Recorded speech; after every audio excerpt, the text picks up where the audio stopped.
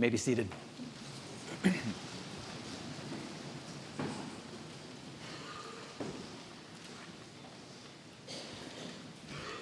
First, a little product placement, as the advertising folks call it. This sermon introduction is brought to you by Calvary's Friends of Music. Lots of you have probably seen the great lineup of preachers for our 100th Lenten preaching series this year, but I hope you've also seen that Kristen Lynch and the Friends of Music are sponsoring Memphis musicians under the age of 30 to play at LPS each Thursday.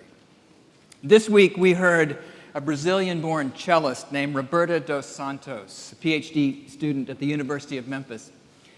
Now, I'm a sucker for a cello, so if somebody just carries one into the chancel and sits down, I get verklempt.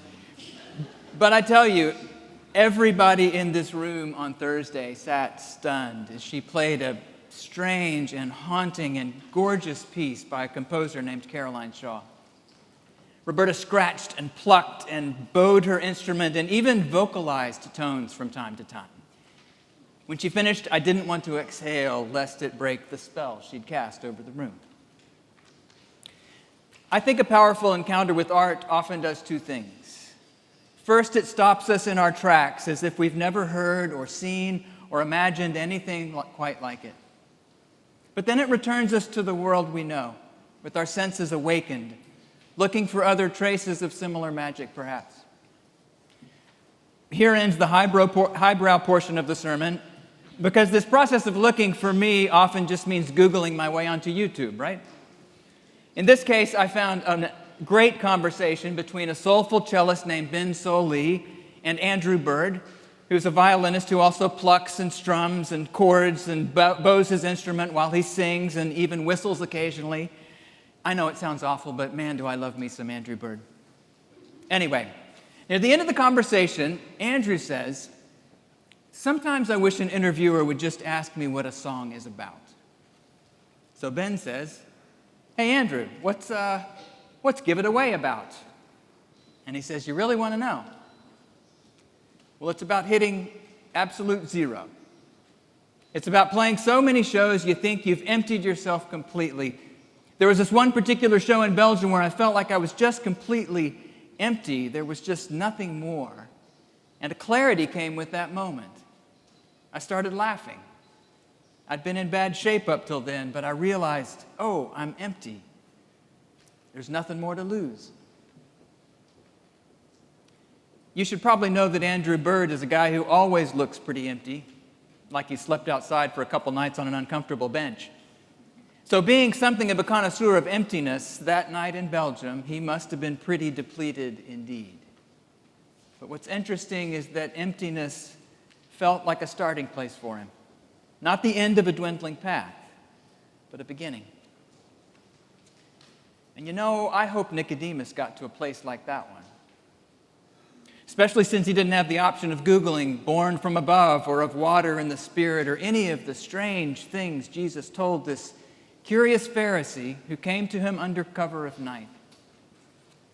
Because the process of following Jesus, or maybe even just the process of finding out who we truly are, may still require a kind of self-emptying. And Nicodemus seems to be as empty as Andrew Bird by the end of our reading today. It's odd reading the entire section of John in which the most famous Bible verse of them all appears, isn't it? It's odd because we usually hear John 3:16 as the clearest distillation of the gospel of them all. But this scene is shrouded and dark, full of uncertainty and bewilderment. The scene is more of an emptying out of Nicodemus' beliefs and assumptions than an answer to his questions, isn't it? Which means that John 3:16 was not delivered as a clear and obvious truth, but as part of an unsettling process that must have gone all the way down in this curious seeker. Nicodemus was a devout believer, you see, a Pharisee, which, as Micah Greenstein reminded us on Friday, does not make him a bad guy. Maybe some Pharisees took their religious fervor too far, like we all religious folk of all shapes and sizes will at times. But most basically, Pharisees believed that God's gift of Torah should shape all the lives of Jews in the way it shaped the lives of the priests. So the practice of his faith mattered deeply to Nicodemus. Maybe he came to Jesus under cover of night because so much of his identity might be at stake if this rabbi challenged some belief or practice that he held dear. So he comes. But the things Jesus says to Nicodemus don't make sense. How is one born again once he's grown old? It's a good question. The phrase born again may be a worn-out cliche in our minds, but it shouldn't be.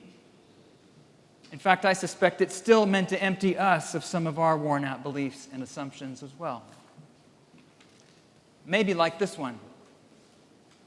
We may have been told that John 3:16 means a person is saved by her belief. Everyone who believes in Jesus will not perish. And there's a more troubling and explicit line that follows what we read in the gospel today. Even though we hear in John 3:17 that God sent the Son into the world not to condemn it, but in order that the world be saved. The world, not a few of us. Even though we hear that stated clearly, Jesus then goes on to say, those who do not believe in him are condemned already. A smarter preacher wouldn't have brought that line up since the lectionary conveniently lopped it off. But giving the gospel of grace, what could it mean? Well, a common Christian belief is that if you believe in Jesus, the mind of God will change about you. Believe, and then your sins will be forgiven, right? Then you'll be destined for heaven rather than a place where teeth are gnashing and worms never die. The problem with that reading is it makes belief into a work, doesn't it? And a pretty impossible one at that. Okay, so I don't have to offer those messy sacrifices. I just have to believe. That sounds like a decent deal until you consider how hard it is to will yourself to believe something that you do not. Go ahead. Try to change some deeply held belief. Try it now. Oh, wait. You can't, can you? Because most belief is not chosen.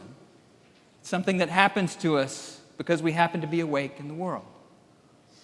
It's something that happens to us as experiences and evidences take on the shape of a truth in our minds. So isn't it a weird concept to get soul-saving credit just for believing that something happens to be true?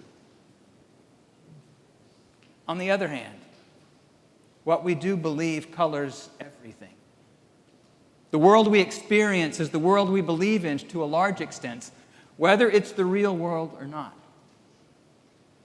In junior high, I believed the most glorious creature I'd ever seen sat a few desks over from me in civics class. But at the time, I was pretty sure she didn't know I existed. Or if she did, she probably thought I was that uncool kid in the sad glasses. Of course, I had no access to the actual goings-on in this girl's lovely head, so the world I experienced was the one I believed in, namely, that I was invisible, if not pathetic to her. Well, one day, a friend delivered some impossible news. The girl had actually noticed me. She actually liked me. And with this news, I stepped immediately into another universe entirely.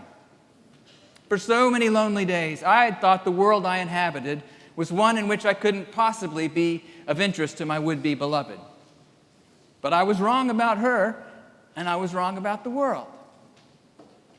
Of course, when I did finally get the nerve to ask her out, we discovered we didn't have anything to talk about at all, so my imagination failed me again. But here's the true thing about all of us.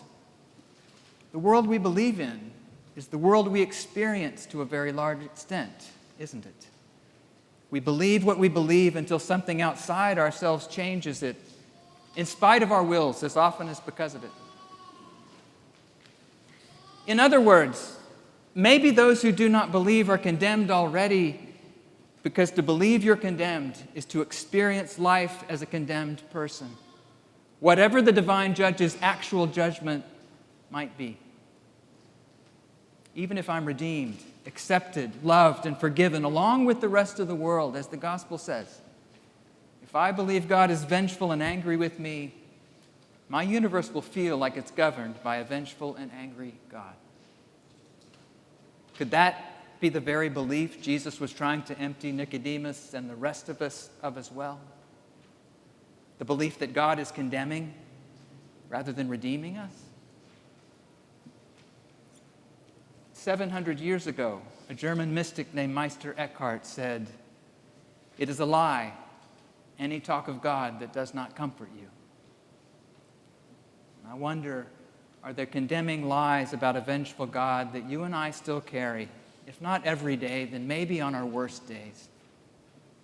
Are there visions of God we need to be emptied of if we're to enjoy the redeeming love of God Jesus preached and embodied?